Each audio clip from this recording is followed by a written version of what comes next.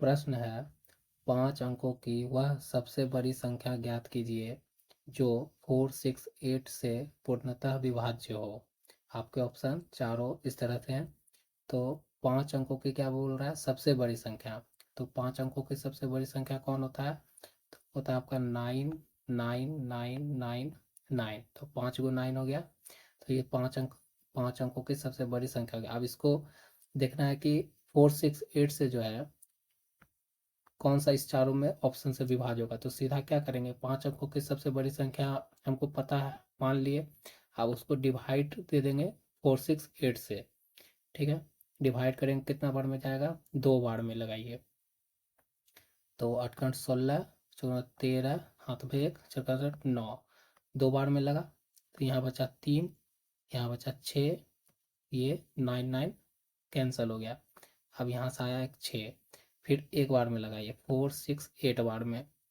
तो 1 बार में लगेगा तो यहाँ 1, यहाँ पैंचा लेंगे तो 7, और ये यहाँ बचेगा 1, और ये हो जाएगा 9।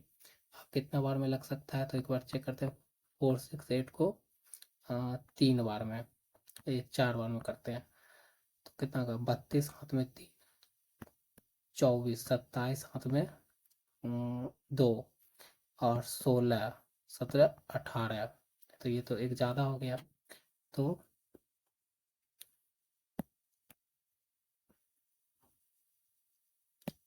क्या करते हैं, 4 6 8 को 3 बार में चेक करते हैं। 24 हाथ में 2, 18, तो कितना हो गया, 20 हाथ में 2, 12, 14, तो बचा तो आपका 1404। यही कम आ रहा है, तो यहाँ 5 1 3, और ये 1 से 1 कैंसिल हो गया।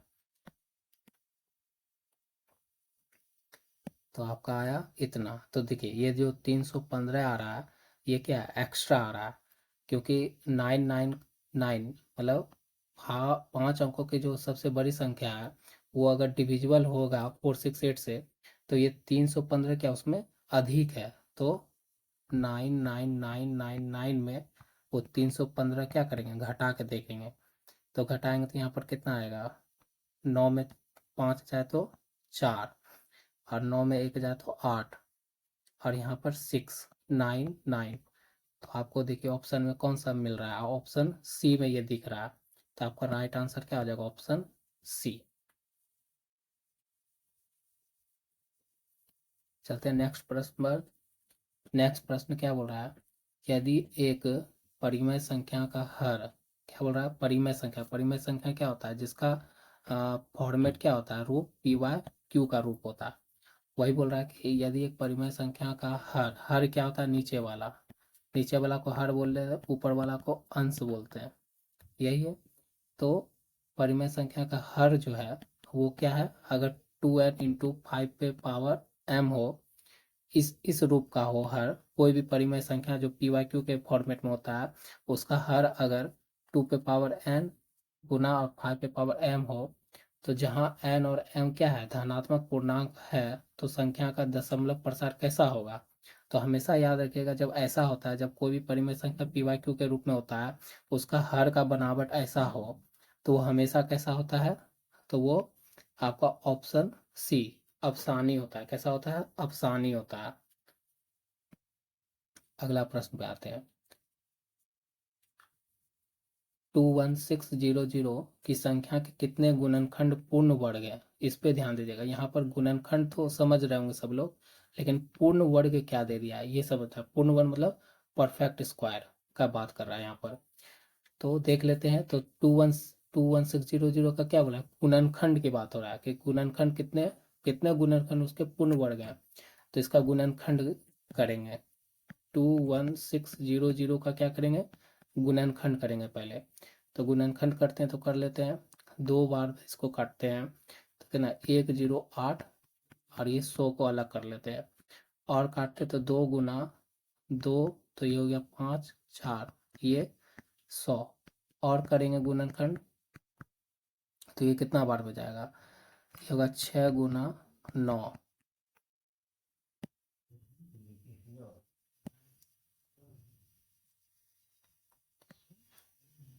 ये ये 9 और ये 100। देखिए 2 गुना 2, 2 गुना 3, गुना 2 गुना 5। देखिए इसको इसका घात में बदल लेते हैं। तो 2 पे कितना घात, 1 2 3 4। 3 पे कितना घात, 1 2 3। अच्छा 5 है ना, 1 2 3 4 5। 2 पे 5 घात आएगा,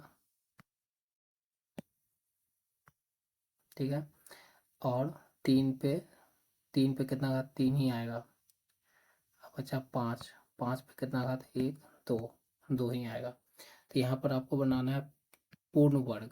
यहाँ पर आपको पूर्ण वर्ग बोल रहा है, तो इसको पूर्ण वर्ग बनना है। पूर्ण वर्ग क्या बनेगा, 2 पे घात अगर रखते हैं 4 तो एक पूर्ण वर्ग बनता है, तो एक 2 बच जाएगा। 3 पे अगर घात रखते 2 तो एक पूर्ण वर्ग बने, एक 3 बच जाएगा। 5 पे घात रखते 2 तो ये पूर्ण वर्ग है। तो पूर्ण वर्ग, तो हम पूर्ण वर्ग बुला लेते हैं। तो एक ये बन रहा है, एक यहाँ बन रहा है और एक ये बन रहा है। मतलब कहने का मतलब जिसका जिस भी विषम संख्या का क्या है, घात क्या हो, सम संख्या हो, जैसे 2 का मल्टीपल हो, तो वो आपका क्या देता है, पूर्ण पूर्ण वर्ग बन सकता है। तो यहाँ पर 2 पे पावर कितना बन रहा है, 4। 5 पे 3 पे पावर 2, अब 5 पे पावर 2 बन रहा है, ठीक है। तो इसको करिएगा घात में, तो 2 पे पावर 2 का 2 ऐसे कर सकते हैं। फिर 3 पे पावर 2 का 1, ये पूर्ण वर्ग बन रहा है। फिर 5 पे पावर 2 पे 5 पे पावर 2 का 1, ठीक है। यहाँ तक समझे होंगे आप लोग। इसको इरेज करते हैं, हमको इसका ही काम है बस, इतना 2 का। अब देखिए, तो संख्या संख्या पूछ रहा है उसका कि गुणनखंड जो पूर्ण वर्ग हुआ उसके संख्या बताइए। तो संख्या बताएंगे, तो संख्या बताने के लिए क्या होता है कि जो भी हम किए, तो ये और ये जो बदले हैं ना, ये सब आपका हो गया पूर्ण वर्ग हो गया। अब पूर्ण वर्ग हो गया लेकिन उसका संख्या, तो उस पर जो भी पावर है, जैसे 2 पे पावर कितना है, घात 2, तो उसमें 1 बढ़ा दीजिए। फिर यहाँ भी 3 पे पावर जो 3 स्क्वायर पे जो पावर 1 है उसको 1 बढ़ा दीजिए। फिर यहाँ भी 1 बढ़ा दीजिए। तो यहाँ बना 3, यहाँ बना 2, यहाँ बना 2, तो कितना 6 2 मतलब 12। तो आपका आंसर कितना हो गया, 12। ऑप्शन ए राइट हो गया। अगला देखते हैं, निम्नलिखित में से कौन से कथन सत्य है। सत्य की बात हो रहा है, तो प्रत्येक सम्मिश्रित संख्या को वास्तविक संख्या के रूप में व्यक्त किया जा सकता है। अच्छा यहाँ पर आपको ध्यान देना है, सम्मिश्रित संख्या क्या होता है। सम्मिश्रित संख्या होता है इमेजिनरी नंबर जिसको बोलते हैं, उसका होता है a प्लस बी आई, ये होता है उसका फॉर्मेट, मतलब जनरल फॉर्मूला, ठीक है, इसी को बोलते हैं। तो प्रत्येक सम्मिश्रित संख्या को वास्तविक संख्या के रूप में लिखा जा सकता है। प्रत्येक सम्मिश्रित संख्या को वास्तविक संख्या क्या होता है, रियल नंबर, जैसे सिर्फ ए, उसमें इमेजिनरी वाला भाग नहीं होता है।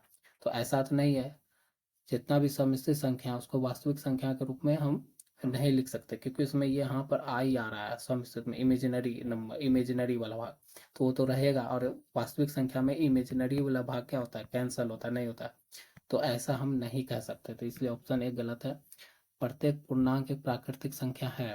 प्राकृतिक संख्या कहाँ से होता है, 1 2 3 4 5 डॉट डॉट इधर होता है, मतलब इस तरफ से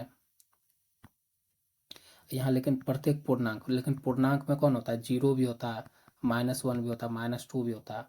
तो प्रत्येक पूर्णांक एक प्राकृतिक संख्या है नहीं, प्राकृतिक संख्या सिर्फ यहाँ तक है, और पूर्णांक इधर वाला भी होता है, तो ये बात गलत है।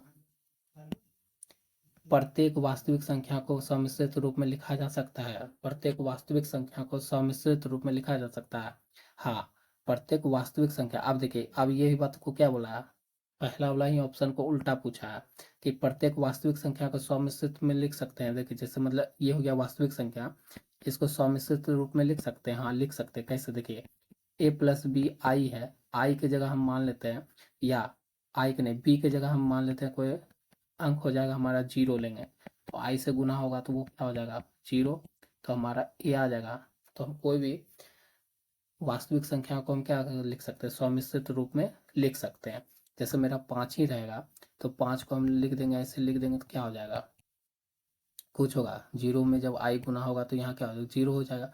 तो कोई भी वास्तविक संख्या लेंगे उसके साथ उसको हम सम्मिश्रित रूप में लिख सकते हैं। कौन, बी वाले भाग को हम क्या करेंगे, जीरो मानकर। तो ऑप्शन ए आपका क्या हो गया, ऑप्शन ऑप्शन सी आपका क्या हो गया, राइट। आगे चलते हैं।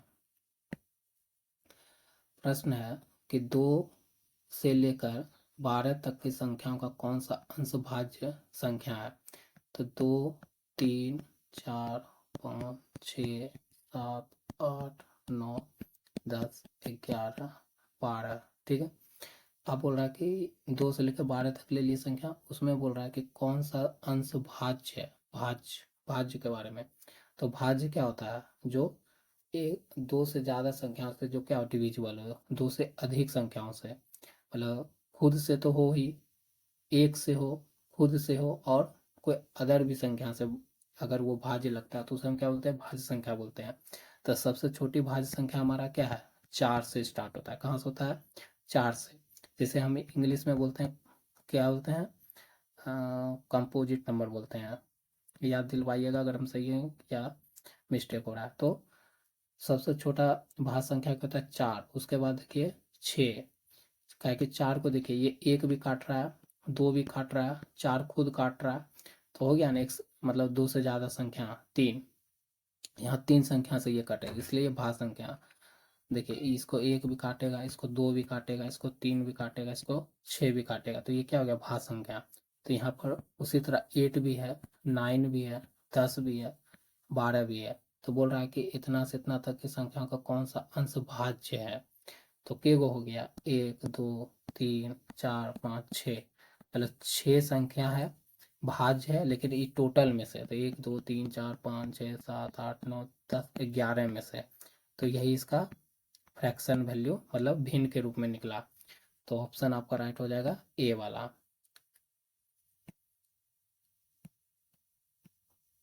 ठीक है, अगला प्रश्न पे आते हैं। अगला प्रश्न क्या बोल रहा है कि ए प्लस 0 बराबर 0 प्लस ए, अब बराबर किसके आता है, ए के। तो कहा जा रहा है, जहाँ ए एक क्या है, वास्तविक संख्या। वास्तविक संख्या मतलब कोई भी संख्या, मान लीजिए जैसे 3 मान लेते हैं एक जगह, तो 3 प्लस 0 करेंगे तो, और फिर 0 में प्लस 3 करेंगे तो हमको क्या मिल रहा है, दोनों बार यहाँ भी 3 मिलेगा और यहाँ भी 3 मिलेगा। तो हर हर बार 0 में से कोई भी संख्या को, कोई भी वास्तविक संख्या को आप ऐड करिएगा तो आपको वही संख्या रिपीट करके दे देगा, है ना। तो इसको, ऐसे नियम को क्या कहते हैं, ऐसे नियम को बोलते हैं शून्य का, शून्य है, शून्य का योगात्मक गुणधर्म बोलते हैं। क्या बोलते हैं, ऐसे संख्या जो इस शून्य से कोई भी संख्या को आप जोड़िएगा तो आपको वही वास्तविक संख्या मिल जाएगा, उसको बोलते हैं शून्य का योगात्मक गुणधर्म। तो ऑप्शन बी राइट हो जाएगा। अगला प्रश्न पे आते हैं। यदि दो क्रमागत धनात्मक विषम पूर्णांक के वर्गों के बीच का अंतर 56 है तो दो क्रमागत विषम पूर्णांक क्या होगा। तो देखिए यहाँ पर है दो क्रमागत विषम पूर्णांक, तो आपको पहले दो लगातार कौन सा संख्या चाहिए, विषम पूर्णांक चाहिए। तो विषम पूर्णांक क्या है, जैसे हम x मानते हैं कि विषम है, तो अगला विषम पूर्णांक क्या होगा क्रमागत में। तो अगर x का मान 1 लेके चलिएगा तो 1 में 2 जोड़िएगा तब ना आएगा विषम, मतलब 3 अगला विषम संख्या, 1 के बाद विषम संख्या अगला कौन है, 3। तो उसको लेकिन हम अगर मान के चल रहे हैं तो x के फॉर्मेट में लेते हैं, तो x प्लस 2, तो ये आपका हो गया विषम संख्या का फॉर्मेट। अब इसमें क्या बोला कि वर्गों के बीच का अंतर, मतलब इसका वर्ग कर दीजिए, इसका वर्ग करिए और इसका वर्ग करिए, इस दोनों के बीच का अंतर बोल रहा है कितना है, 56।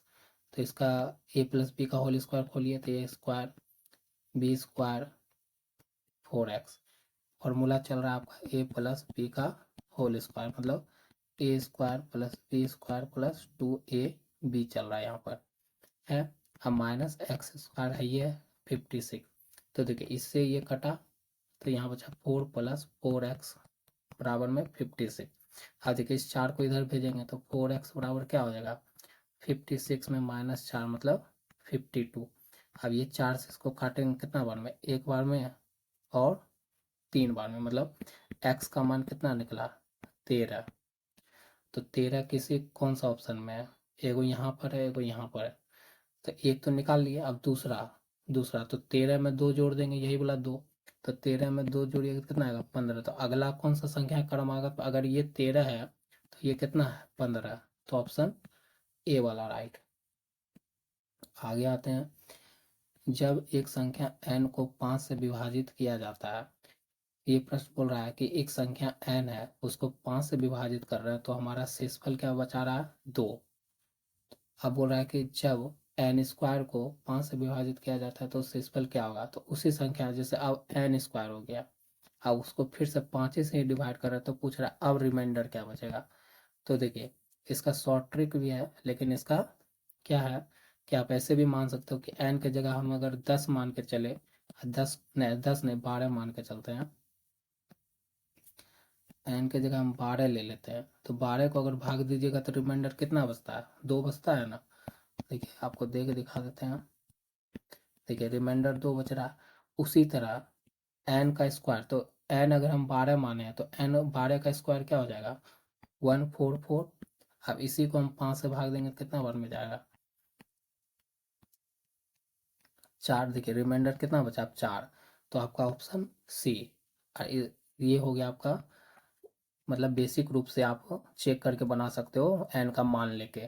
तो हमारा रिमाइंडर कितना बचेगा 4 बचेगा, तो ऑप्शन सी राइट हो गया।